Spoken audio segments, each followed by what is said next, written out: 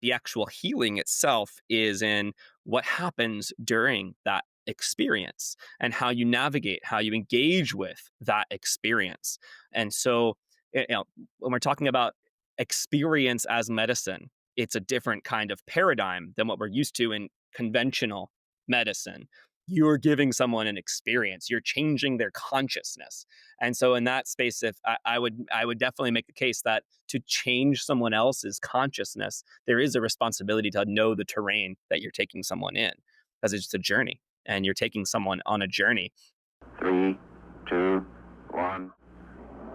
Liftoff. Welcome to the Ketamine Startup Podcast. This is where we talk about how to start up a ketamine infusion clinic, how to market it, and more. In this episode, Sam interviews Mike Margolies, co-founder of the Global Psychedelic Society and a community building expert with over a decade of experience in the psychedelic space. Mike shares why individual healing alone isn't enough to address widespread mental health conditions, the responsibility that comes with changing someone's consciousness, and his vision for creating a post-prohibition world with responsible psychedelic communities. We cover the importance of community healing in psychedelic therapy, why psychedelic medicine requires a different paradigm than conventional medicine, and practical strategies for ketamine clinic owners wanting to build authentic therapeutic communities. Stay tuned, because Mike's going to share his essential reading list for building healing communities, including the books that transform how organizations operate at the next stage of human consciousness. We learned a lot in this episode and hope you do too. Now let's jump into the episode. Hey everyone, welcome to the Ketamine Startup Podcast. I'm super excited to have Mike from the Global Psychedelic Society here today joining us. It really is an honor. So welcome to the show, Mike. Thank you for having me. Yeah, great to be here. So what's really cool is that Mike and I just randomly or synchronistically met at the Denver Psychedelic Science Conference in 2025. So this is just a few weeks ago. Yeah, I was having a sandwich. And And I was just sitting there waiting for a meeting, and Mike just strikes up a conversation, and I didn't even know that he was a part of the Global Psychedelic Society, nor the co-founder of it.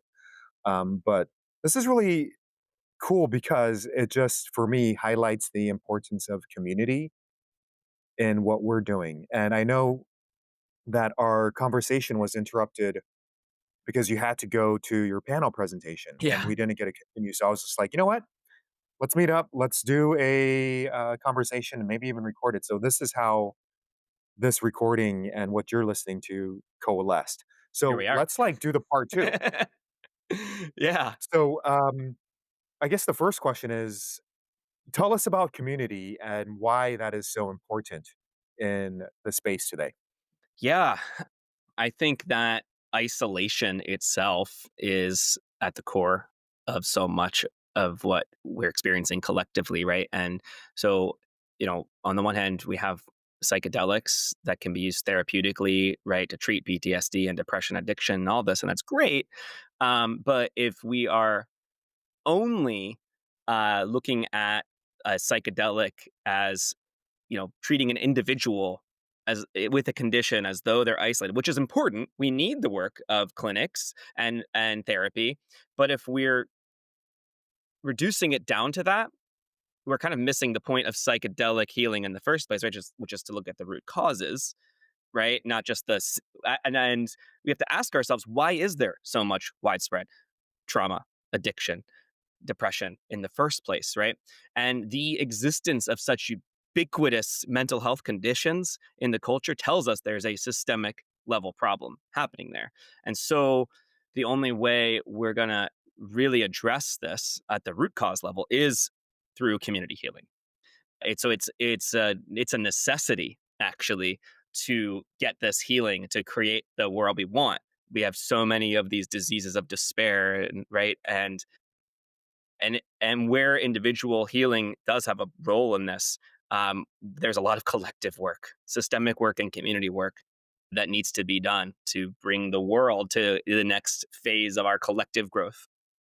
And then, therefore, for individuals to really not just be popping up all over with more and more and more and more diagnoses and conditions.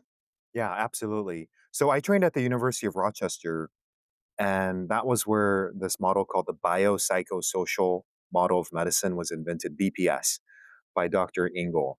And, they really highlighted during our curriculum, like, it's not only the biology, it's not only the psychology, but it's actually the sociology, right? The social components. Yep. And remember, one of the examples they gave was like asthma, childhood asthma. They found that communities with higher rates of poverty and lower socioeconomic status, there were higher rates of asthma, right, compared to cities or communities that didn't have that were wealthier. And it was just interesting how the social components will impact the Yeah. individual components. Yeah, it's refreshing seeing a doctor speaking to this. you know, a lot of doctors don't see this, right? And I'm like curious if you've experienced this, and like in your colleagues, as like, through medical school or beyond. Like, right? Does It's like in my experience, a lot of medicine really does kind of reduce it down to, well, you have a physical disease, it's a physical pill that fixes it. It's very refreshing seeing someone who's been through that, but actually sees the bigger systems and at play here. Yeah, and just to play devil's advocate, let's say that there is a doctor who didn't train in this model, and they're like, you know what are it's no, you're wrong. It's all about the individual. That's the only thing we can impact. The community, I don't have control over the community, but I have control in a way of influencing the direct patient one on one. What would you tell a clinician who's like, the community is less important? It's actually the individual that's more important. And I want to preface this with, I said devil's advocate, and the person or individual who needs the least amount of advocating for is the devil. But just to use that phrase, Yeah.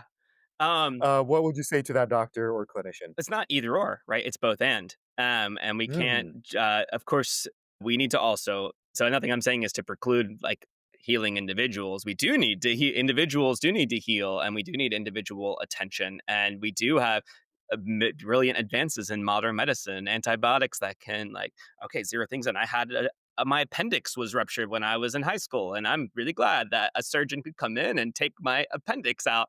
That was great. So yeah, there's a real place for the medicine that looks at the individual. It's important, and so and I think, yeah, the to go to the opposite extreme and to pretend like, oh well, we're going to ignore everything that we've learned with science and medicine. That's not the answer either. But it's actually, we have to look at mhm. the whole thing. We have to look at individuals. We have to look at systems and communities at the same time. And it's are you familiar with integral theory, Ken Wilber, at all? I am a little bit. I've read his stuff back in the days, Yeah. but it's been a while. Yeah. Well, Tell us about it. well, in his language, he talks about the four quadrants, and those four quadrants. It's on the left hand side is individuals, on the right hand side is groups, and then there's, or sorry, let me see here. I think I might be misstating this. Sorry, the top is individuals. The bottom is groups, but the left hand side is the interiors and the right hand side is the exteriors. So you have on the top left the interior of the individual. So that's like your inner state of development, your emotions and your inner development of like consciousness level.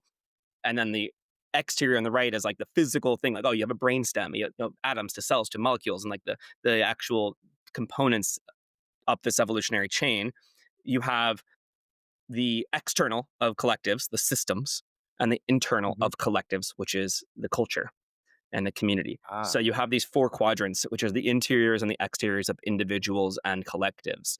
And what Ken Wilber would say is you have to look at all the quadrants, and also he has other pieces too, the levels, lines, and all these other pieces. But for the context of your question here, it's not an either or, it's a both and or all four and. You have to look at all the quadrants. You have to look at individuals, collectives, the interiors, the interior mental state and the culture state, as well as the physical state of them and the systems. But all of those need to be looked at to really kind of, yeah, address any issue from a full lens. yeah, I love that. It's not either or, it's yes and, Yeah, right? yeah, So it's targeting both at the same time, or, one at a time, but not ignoring one or the other, yeah. which actually leads me to the Global Psychedelic Society. Tell us about that and the origin of how that came to be. Yeah, yeah, and related to that, it's kind of, this is the gap that I saw, because I said we need to look at all of these pieces, but the piece that has been under addressed is the community piece. We have so much emphasis on things like the research on individual diseases, even policy gets a lot of attention. So like systems of collectives, but there's not a lot there's an under attention to the community systems, to the culture aspect. And that's sort of, and I see, um, we have this great quote actually from Rick Doblin where he said something to the effect of, the culture is what allows for the research and the policy, and vice versa too, of course, right? When policy changes, that changes the culture. When the research that's progressed has informed the cultural progress. So they all feed onto each other. But the piece that I saw as underserved, and what I saw as a thing that can advance, is, this cultural underpinning. And so my work in the psychedelic space began over a decade ago in 2015, in early 2015. I had previously, had a more traditional career path as a chemical engineer, worked for ExxonMobil, did that for like 5 years, and then various psychedelic experiences, including a particularly impactful one in the Peruvian Amazon, drinking ayahuasca for a week and a half. Led me to quit that job, spend a year and a half backpacking India and Southeast Asia, unlearn everything. There's a lot of story there, but coming to the point of this story, when I returned and I was left with what now, I ultimately came to this as an area I kind of, in 2015, I was in Baltimore, which is where I grew up at the time. The cultural conditions in Baltimore in 2015 were actually quite different actually than they are now. A lot has changed in 10 years. But I did see this tide shifting. I saw something on the horizon, and others did too at the same time. And so I I wanted to live in a world where we could be speaking more openly and honestly about psychedelics. And my theory of change being that, like, okay, if we can start having these open and honest conversations, if we shift the culture, then in turn we create the conditions where we can change the policy and the drug war, all of that stuff. And so I was like, okay, let's be the change. And I looked around and I didn't see anyone else in Baltimore in that time that was still currently doing anything like in this realm. So I was like, okay, it's me, I guess. So I started psychedelic seminars and I started organizing monthly events in Baltimore. The community I created there later evolved into what's now Baltimore Psychedelic Society. And at the same time as I did this, kind of interesting, because in this around this time period, multiple other people synchronistically got the same message. And like the Brooklyn Psychedelic Society started right around the same time, and the Aware Project here in Southern California, and like all these, and the several in Europe, the Czech Psychedelic Society, all these different groups at the same time, like all bubbled up. It's like we all got the same download and answered that call. And it was in 2016 at the Beyond Psychedelics conference in Czech, in Prague, where we had the first gathering of psychedelic society leaders from different countries around the world. And so we had, got together in a room, and that was the birth, that was the genesis of the GPS, the Global Psychedelic Society, this network of all the different psychedelic society leaders, the community of the community builders. And the GPS has since gone through many iterations and evolutions. It was at first a pretty informal, behind the scenes kind of thing. There wasn't anything public facing at all, but it was a network. We had a forum and the leaders would talk to each other, and we'd every now and again, we would talk about things that were relevant. We'd meet at different big conferences like Psychedelic Science 2017, the following year. So it was active for many years. And then coming into like 2020, I had this plan that had been cooking up for a couple of years to let's make a big kind of summit where we gather people together. And I had a lot of plans for 2020, but the craziest thing happened. You'll never believe it. And the whole world shut down. It was crazy. So that couldn't happen. However, the opportunity in COVID was, this is actually the perfect moment to initiate a connection between people from different places because now it's a time where everyone's on Zoom now. And so actually there was this interesting opportunity in COVID. And that was in March 2020 is when I initiated the the ongoing now biweekly calls among the psychedelic society leaders. And so that these Zoom calls of society leaders from around the world have continued since then. And since then, different people joined. Jazz, who's co-steward with me, joined the team, and she took on a lot of leadership. And Marisa, who's also a co-steward, joined in, and kind of leading up in early 2023 is when things, and Marisa kind of really got really engaged with it. And she had been in some early conversations with me too, dating years back. But um, there was this big shift in 23 where then we became like an actual public facing thing, which I never really predicted happening or, was going for or tried to do, but like it just seemed to want to happen. And so then in 2023, before the MAPS conference that year, we launched kind of like Global Psychedelic Society more publicly, including, well, the map of the societies had existed on the psychedelic seminars website, but now it became its home became the actual GPS website. And the project, we had a summit at Psychedelic Science 23, kind of came out to the world as like, hey, we exist, telling the broader community. And in the years since then, the team's grown rapidly. We have like almost a dozen people on the team now. And so it's been going through a lot of rapid growth. And it's a very different, and now it's, yeah, we're 9 years in. A lot has happened. But yeah, there's a not brief answer to your question of how the GPS started and how it got to where we are. Well, one of the things that's really interesting is so I attended Psychedelic Science in 2017 in Oakland, which was a very small. It was at the was at some hotel, I forget, Yeah, the the Marriott or Oakland, something. yeah, the Marriott, yeah. And I remember it was maybe 1,500 people roughly. It was a relatively small group and small community, and it was cool because I stayed at that hotel, and I remember being in the elevator and meeting Stan Groff, and I was, asking him like, "Hey, have you ever heard of breath work?" And it's like, yeah, of course, Stan Groff has heard of breath work. But the bottom line was that it was just a really small, intimate space. And then 2020, crazy pandemic happened, and I didn't. There was no conference that year. And then 2023, the numbers at the Psychedelic Science was huge. I think it Yeah, was, I don't know, something like 12,500 that, or yeah. 13,000. It was probably the largest psychedelic conference that I've ever heard I of think it or is the biggest attended, one. or I think it was probably the biggest one. And then what was really interesting was this year, 2025, it got smaller. Mhm.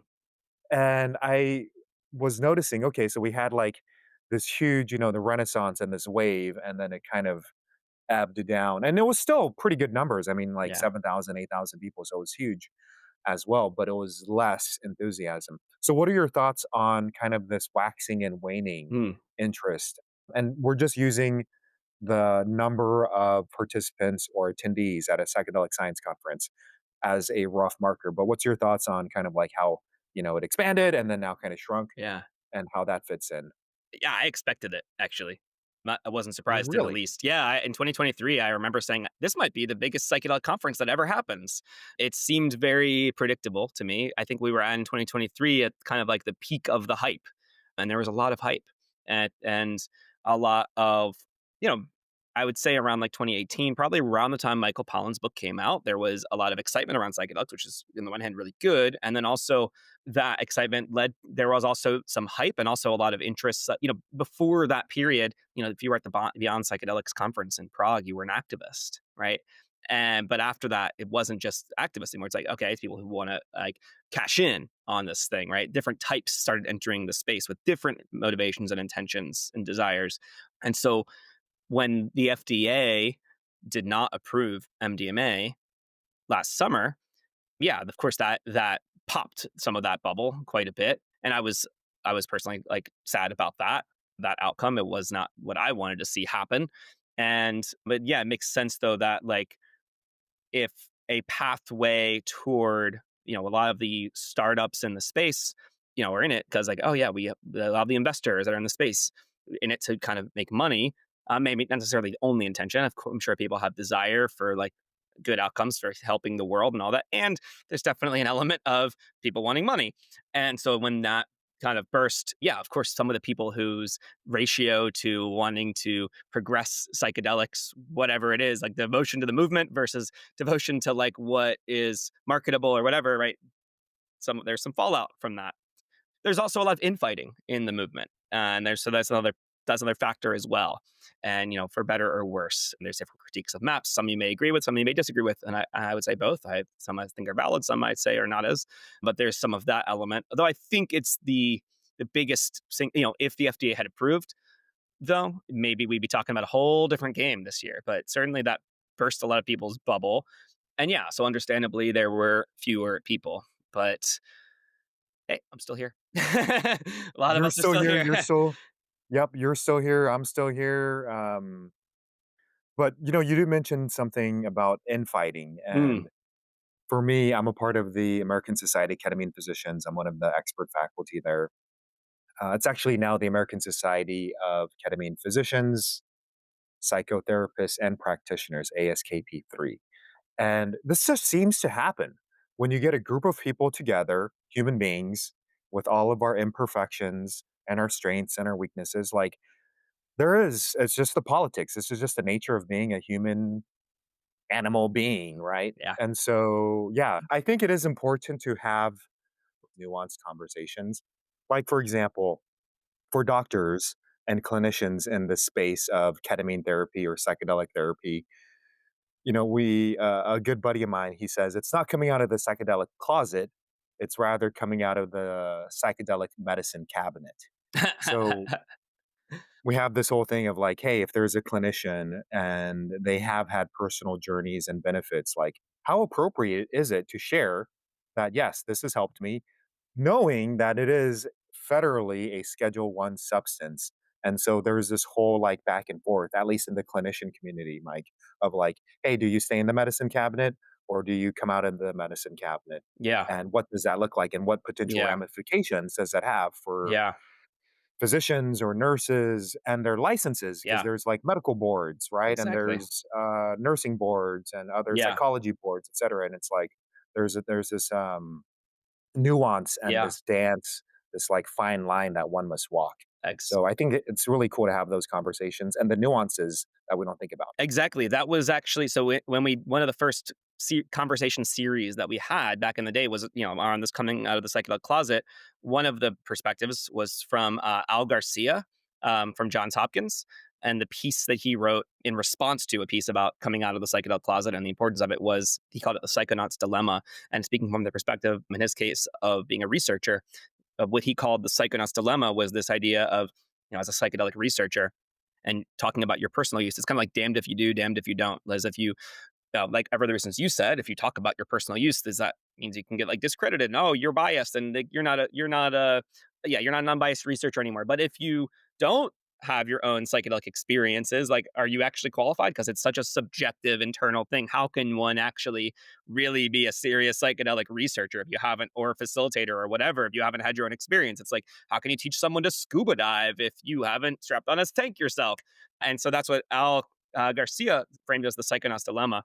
And I believe that's still on the website. I think that series of articles about coming out of the psychedelic closet, I remain very proud of. I think it was very good. Was we hit on all these nuances and perspectives of, yeah. And we had someone who was anonymous and wrote an article about why they're not coming out of the psychedelic closet.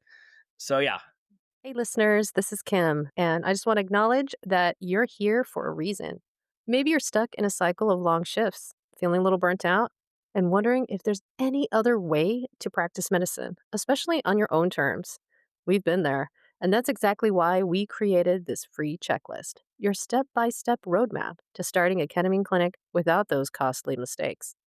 Grab your copy now at www.ketaminestartup.com/checklist. It's completely free because we want you to succeed, not struggle. And hey, if you're driving or mid workout, don't sweat it. Just check out the show notes for the link when you're ready.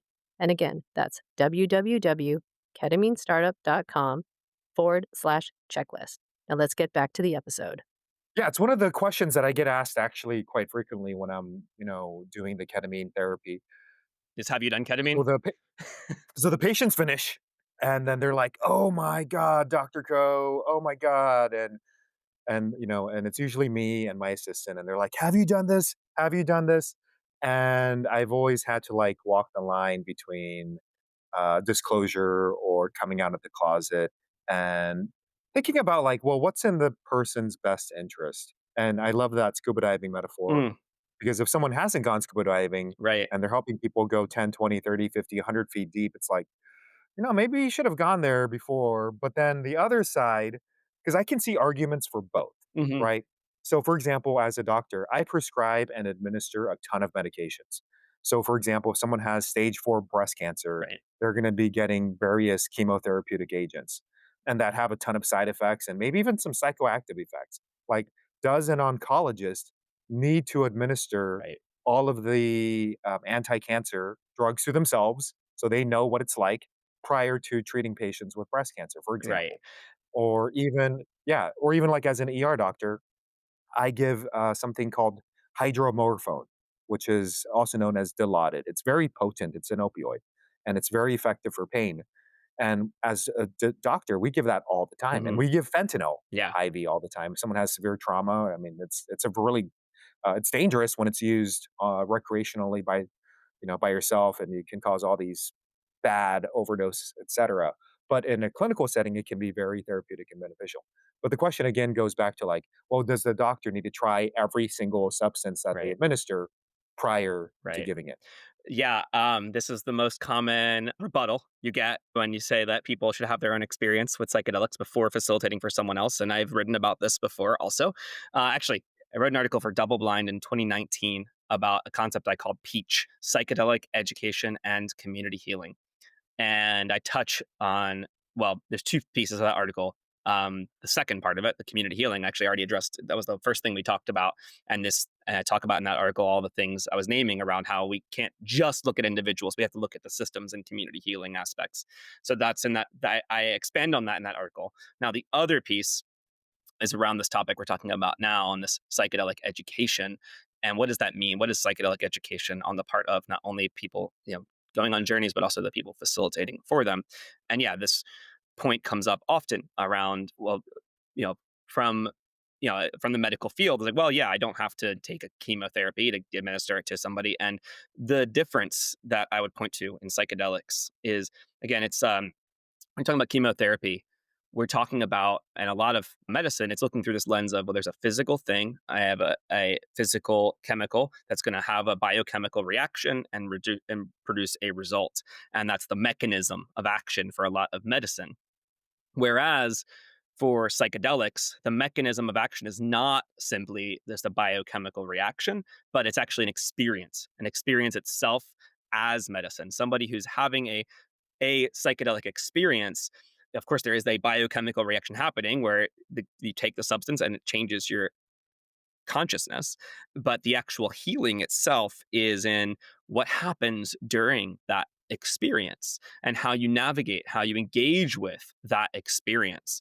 And so, when we're talking about experience as medicine, it's a different kind of paradigm than what we're used to in conventional medicine, because it's like we're actually, a lot of medicine is trying to avoid acute side effects, and right. But in this case, we're actually intentionally inducing an acute psychoactive experience because the experience can lead to insight and to change in a person. And so it's just a different framework. So it's not the same rules that would apply of like giving someone just chemotherapy or an Advil or something, right? It's not like a take two and call me in the morning. It's like you're giving someone an experience. You're changing their consciousness. And so in that space, if I would definitely make the case that to change someone else's consciousness, there is a responsibility to know the terrain that you're taking someone in, because it's just a journey and you're taking someone on a journey. And there is a deep, very deep level of responsibility needed, in my opinion, to ethically take someone on a journey like that. Yeah, and you've been in this space for 10 years plus, so a decade plus, and you've probably noticed that there is a rise in the number of ketamine clinics Hmm.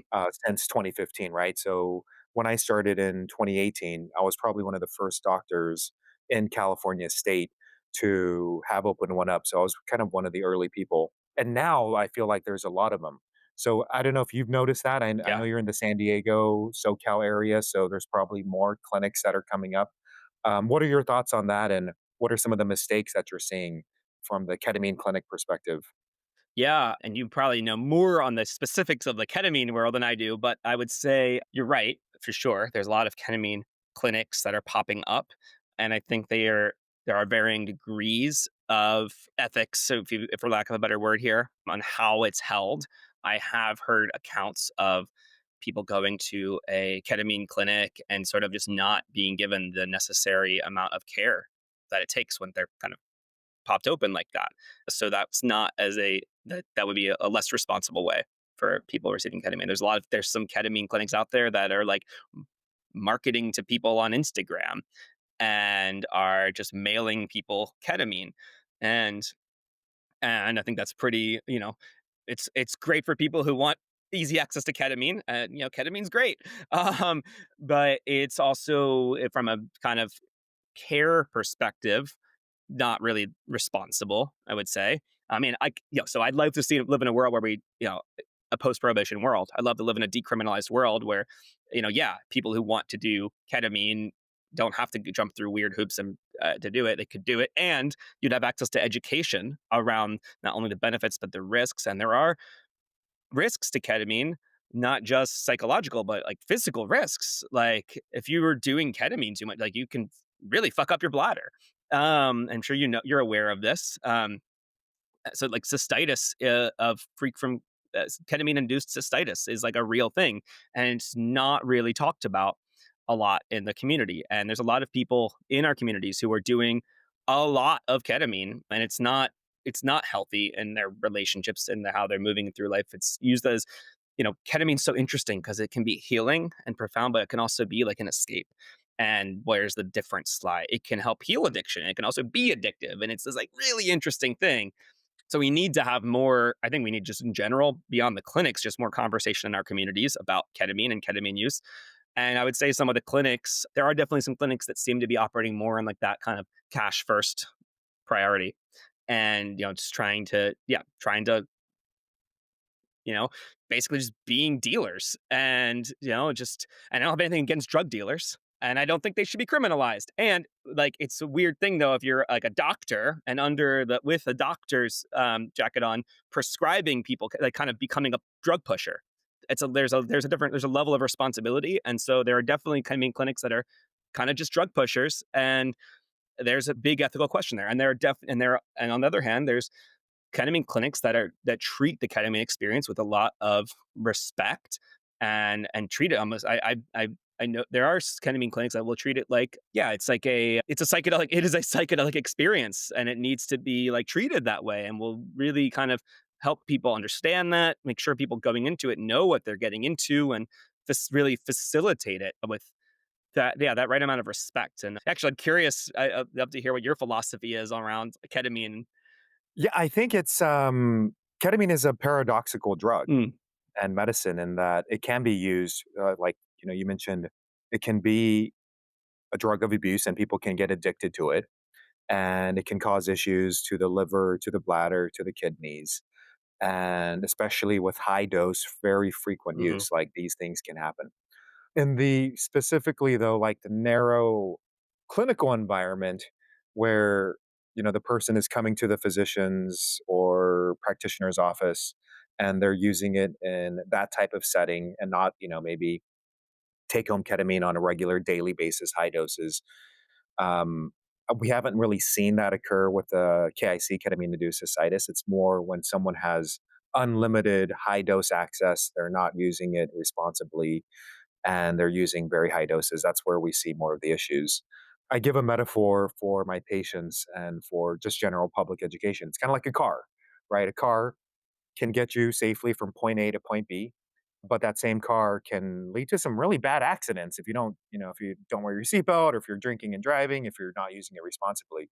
So I think it's a tool that how I view ketamine, and it's about using it very responsibly, very ethically, very consciously, so that because it does have, a light side and a dark side, and it's really about how someone uses it and their intentions behind how they're using it. So that's always been my approach at our clinic is we're using it responsibly, we're using it in a sacred container, very respectful, intentions, rituals, the whole 9 yards, just really incorporating some of the elements from, the psychedelic renaissance and the people who are doing it, the right way, and just pulling in elements from all of these different teachers mm, and shamans and experiences to create this unique experience.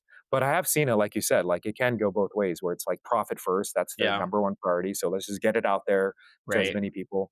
And I always just remind people that, like, hey, just because something is legal doesn't mean it's ethical. right, right. And there's a fine line. And I think we have to, as clinicians, hold ourselves to a higher standard because we kind of, in a way, police ourselves. And if we don't police ourselves, someone is going to do it for Someone us. is. Yeah, yeah. And are you doing like ketamine assisted therapy in your practice?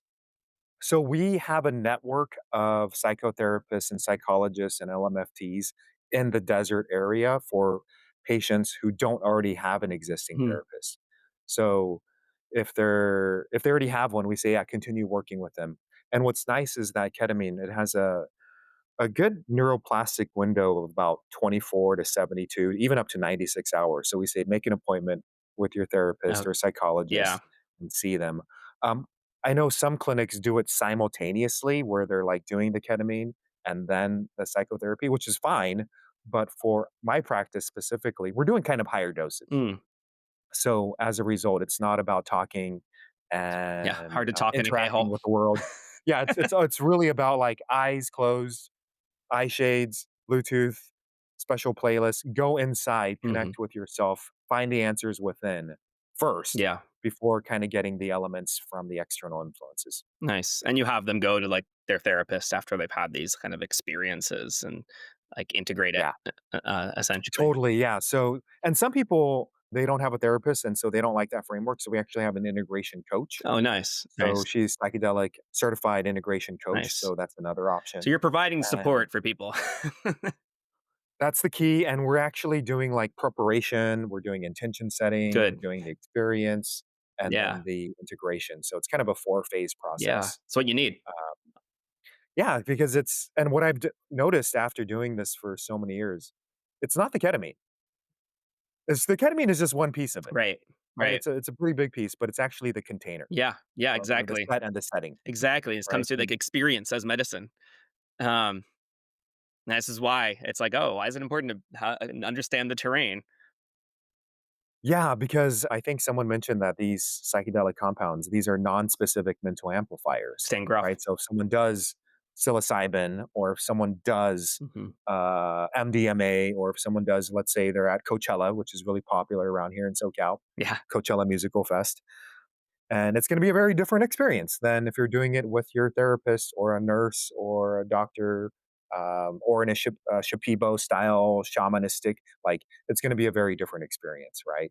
So it can be the same exact molecule, but the environment or the container, as Stan Groff mentioned, thank you for sharing that. It's going to be the experience will be different.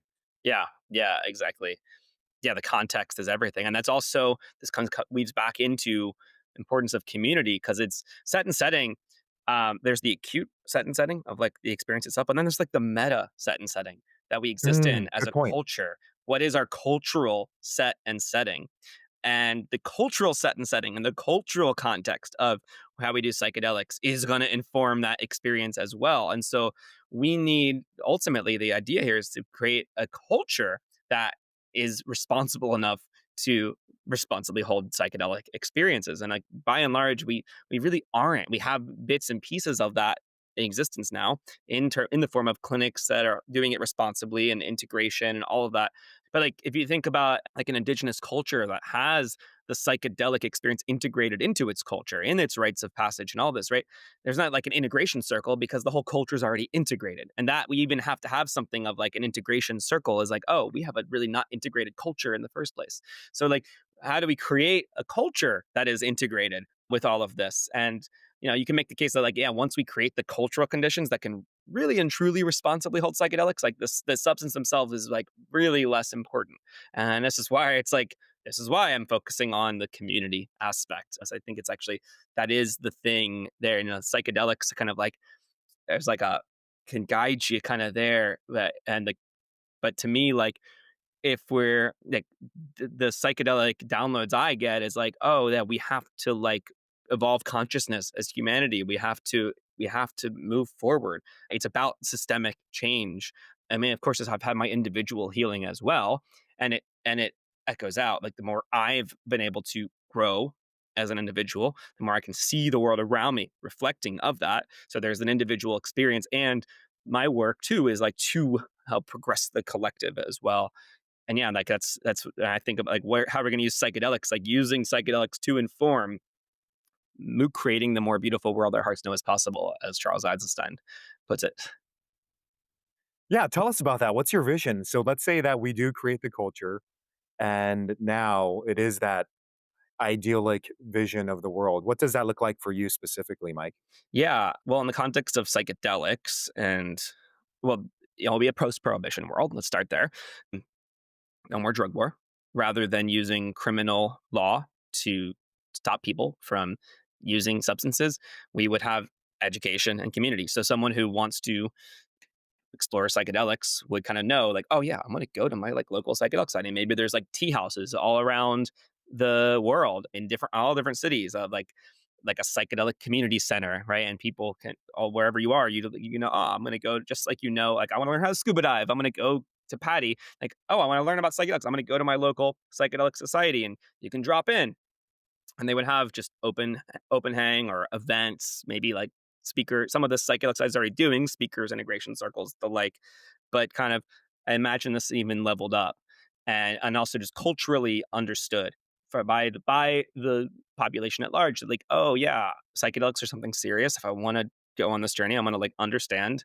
And every local community would be we'd have a plurality of uses. So we have the clinical models, but we'd also have spiritual models. We'd also have we have social models, recreational, and also new ones we haven't figured out yet of communal use. And different local communities would make their own culturally specific and appropriate containers for use of psychedelics and be empowered to do so. And this is a big reason why structurally in the GPS, you know, the psychedelic societies aren't chapters of GPS. There's no like top down GPS is controlling, but we're a network, more like a mycelial web connecting fully independent organizations, because that's actually intrinsic to my theory of change here, that every locality needs autonomy to like pave its own way. And of course there's value in the sharing of information and resources and templates, and we need that so we don't have to reinvent wheels. But at the end of the day, every locality is going to need to figure out its own way, need to figure out what works for its own community. And so that's what that world would look like, is communities figuring out for them, having access to all the information and having the autonomy to figure out their own ways. And I think, you know, it's as above, so below. And like, so if we reach that level, and so let's look at like the United States of America. And if the United States of America can move past its biggest internal wars, including but not limited to things like the drug war, then the United States will also in turn not be exporting war, right? So, and that's as part of the theory of change as well. You know, how we treat ourselves internally, like as an individual, like the battles in myself are going to reflect in the battles around me and my relationships. So, as a collective in our country, like, yeah, it completely mirrors the way U.S. exports war. We're doing it internally. We're like we have the biggest prison population in the world by a landslide. So it's and we kind of dissociate from that actually quite a lot. Like, and we think that like, oh, it's just something over there that's happening over there. It's not, it's happening here. And so by addressing kind of the internal dynamics and the way we use control and force and to get to try to make a behavior what we want it to be, and changing that, and not getting out of this idea of punishment and control, and moving through that internally, that will also reflect externally. So it's a world where that more beautiful world is one where, yeah, a lot of these wars that we're seeing, these, and it's not to say you never would have conflict. Conflict is not, we're not going to end conflict. Um, but we certainly can reduce the unnecessary suffering that is happening and the dehumanization that is happening. And we often, there's this, it's far too easy right now in our level collectively of consciousness to other, right? And we decide who's in our inbox of our sense of morality and ethics. And there's the in groups that we care about protecting, and there's out groups that are expendable, and those lives don't really matter to us on a real level. We don't value certain lives in the same way. And that's a shift that we need to have, we need to get past, is not just like an, you know, my country or my people ethnocentric kind of morality, but a more world centric morality that actually values human life and isn't just dehumanizing and just willing to stand by idly as humans are being killed Yeah. needlessly. Yeah. And I absolutely agree with you, Mike. Like, conflicts will happen. And I remember reading like this relationship book. They said, you know, in a relationship, you know, like there's always going to be conflicts because this is just human nature, but it's about how do we resolve the Exactly. conflicts, right? Knowing that the conflicts will occur. And they said, pick a partner where you don't mind fighting with them. In that, there's going to be an argument and that we're going to resolve it in a healthy way because there's healthy ways to Yep. resolve and then there's unhealthy ways. And Yep. this is just on that micro level between one on one, but it can also apply to country levels where there's healthy ways to resolve conflicts and unhealthy. I think the healthiest way would be for two countries with a conflict, either do rock scissors paper, number 1, or play a game of chess. Those are the games that I like playing. RPS, rock Send paper your scissors. president or prime minister as your champion to. Exactly. And they're gonna be voted on how well they can play rock, paper, Yeah. scissors. Yeah, that would be hilarious. That'd be one healthy way to resolve a conflict. You could even do 5 out of 7 just to make it fair. Um, now I do wanna mention a few things is you mentioned the integration circles, and I wanna share a term with you that I learned recently, and it's called the ceremony. So instead of Cool. the ceremony, you got the Yeah. ceremony. So that's the post integration. So you can use that in the future if you like. And then the other thing I want to mention is RFK Jr., Mhm. who is the Department of Health Secretary. And I think I've just been seeing this go around on the social media where he specifically talked about psychedelics and how they want to use this now more as a medicine to help the suffering that is occurring. So I don't agree with everything that RFK Jr. says, but in this one aspect, it is a little bit, I don't know, hopeful or inspiring. Like, yeah, maybe there is this little wedge that's opening up with MDMA therapy. The VA is now funding, spending multi-millions to do research. So there is a window of opportunity here. And I feel like that gap is opening up a bit. Yeah. It is perhaps a silver lining in everything going on now in the current administration. Yeah, we'll see. I mean, I did see that tweet he made something about like in 12 months. He named it like he had actually put a time scale onto it. And so it'll be very interesting to see how that shakes out. And is that going to mean that the Lycos application like decision is going to be reversed? Like, what does that actually mean in real terms? It does seem like they're going to be trying to push back on the decision and not try to go back and do more research again. So will RFK influence that? I don't know. It will be very interesting. I guess I'm staying tuned on that one. And, for the listeners and the audience, let's say that they have a ketamine clinic or they're thinking about starting up a ketamine clinic or even something in the psychedelic space. One of your expertise skills is that community building. So what is like for you what you've learned over the years? Like what is the key to building community to really help people? Yeah. And this is specifically for like clinic people want to open clinics. Advice for Yeah, that? so let's say they have a clinic and they're like, "You know what? I've been treating patients one-on-one and we're getting great results, but now I want to build a community." What would your suggestions and tips be for them? Yeah, and they want I would say ground into what exists already, you know? So so on our website at globalpsychedelic.org, we've got this map of all the different psychedelic societies around the world. And if you're not already tuned in to your local psychedelic society, find them and and show up. That's one. Just show up and join and see, check in with your local community and go to their events and see what's going on. And and different societies are at different levels. So some societies are really advanced, and so show up and like learn from them. Like they might have really high level expert speakers coming in. So like actually like be humble and learn. On the other hand, there could be local societies that are newer and someone who's just getting started and like they're themselves not necessarily like an expert level yet, but they're someone who's taken initiative. So support them, and maybe you have expertise to offer them and to share, but also like be real about your own level of expertise in the area and make sure you're getting the right level of like training and responsibility. And I think like the technical requirements to give ketamine from like the law perspective from medicine is a lot lower bar than I think is a real standard for providing this type of experiential medicine to somebody. So really like study up and learn about like what are the best practices. And there's a lot of resources out there, from everyone from Dr. Raquel Bennett to Phil Wolfson and others that have been doing pioneering this field for a while. You have resources right here of this podcast. I'm sure I imagine you probably have other resources that you know of for people starting ketamine clinics. So like check in with people that have resources and have done this already, and yeah, like stay humble to that and learn and really understand, like, but really take in the responsibility of what it means to like be holding that kind of space. And if you're and yeah, like tap it. And as far as like the community building piece, like tap into the local community and maybe even collaborate. Like there could be, I think there's a really interesting collaborations that can happen between like ketamine clinics and psychedelic societies that are holding integration circles. So like being able to like, hey, refer clients to the local integration circles, for example, is a great way to do it. But yeah, actually holding, making sure you're holding that integration and care. Yeah, thank you for that, Mike. And now, as the sun sets on the podcast recording, I just want to shift gears and ask you just some fun questions just to mix it up a little bit.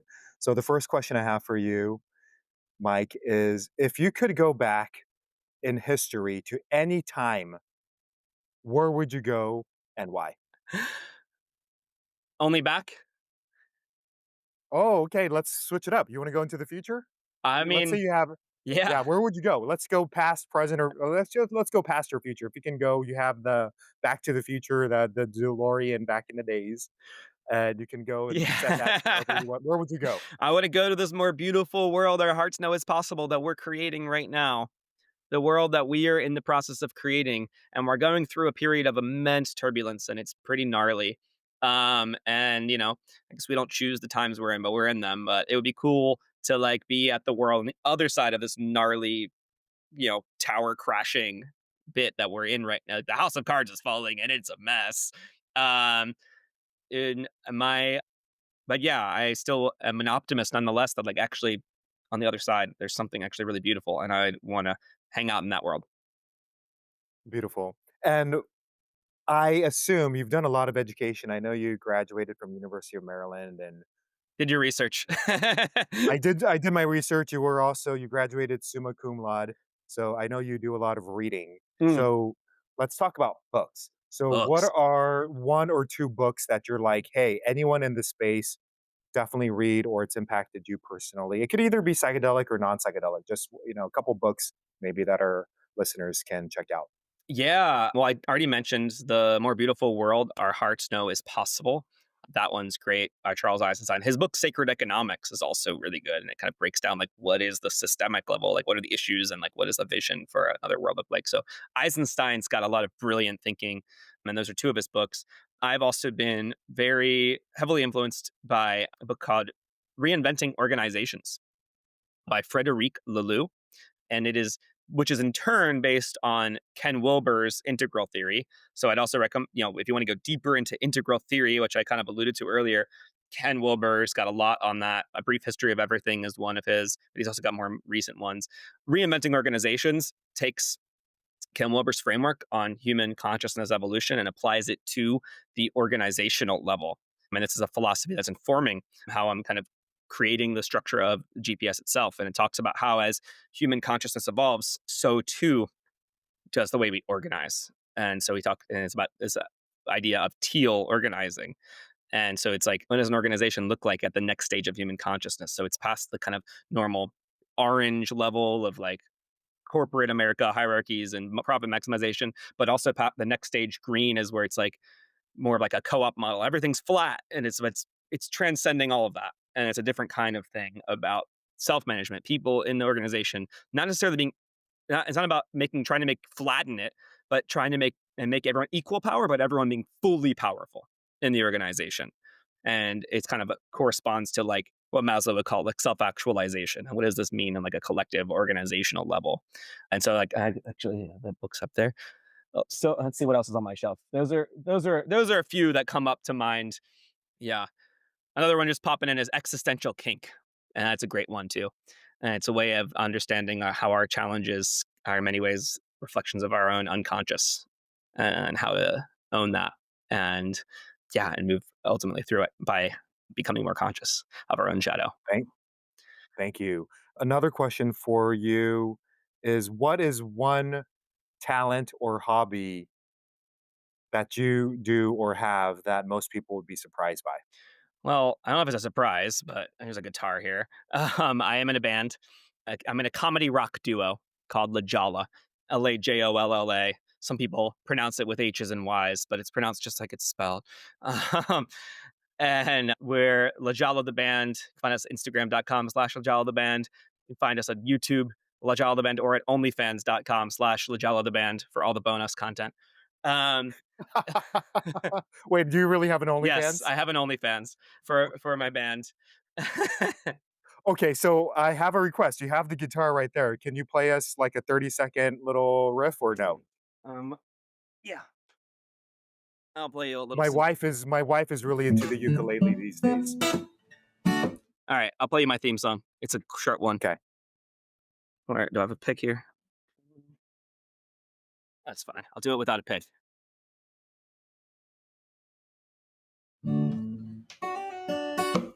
Oh, I'm the jester of Amazon. Sing along if you know the song. Dance around if you like the sound. It won't last long. Woo! And I think with that, that is the perfect ending. So if you want to learn more about you, I know we've already mentioned some links. Those will be in the show notes. We'll put in the socials. Yeah. But what would be the best way to connect with you? Just to recap for our audience. Well, my Instagram is actually the same name as that song, Jester of Amazon, which is an allusion to when I was in the Amazon drinking ayahuasca and the jesters that showed themselves to me, which I identified as part of myself. So, Jester of Amazon is my Instagram handle. My website's mikemargolies.net. You can find the Global Psychedelic Society at globalpsychedelic.org. We sometimes have an Instagram when Meta doesn't censor us. I think Instagram's currently shut down, but it's normally at Global Psychedelic Society. But Meta, yeah, we're every psychedelic organization of late has been off and on. So the best way is go to globalpsychedelic.org and sign up for our email list, and that way we have a direct connection with you that is not intermediated by Meta. And then I'll just also mention psychedelic seminars, which is like my first project in this space, psychsems.com, PSYCHSEMS, or you can just look up psychedelic seminars. That'll get you there all the same. Psychedelicseminars.com will redirect. That's got a library of content of interviews. I've interviewed Michael Pollan, Jim Fadiman, Bill Richards from Johns Hopkins, many people There's like dozens of free videos out there from these interviews I've done myself in the past. So you can also check that one out. All right. Well, thank you for that. And we will put in all the links in the show notes. And it's been a real pleasure connecting with you, Mike. Thank you for your time. Thank you so much for the work you're doing. And I don't think it was an accident that you and I met in Denver. The fact that we're here speaking, sharing, collaborating, teaching, educating, creating a community uh, right here, right now, between you, me, and everyone that's listening. So thank you so much for your work. I am deeply grateful. Thank you. Thank you for having me. This was a really fun conversation. I really appreciated it. Thanks for tuning in to another episode of the Ketamine Startup Podcast. If you found this episode valuable, we'll really appreciate it if you could leave us a review on Apple Podcasts or Spotify. It helps other entrepreneurial medical professionals discover the show and grow this community.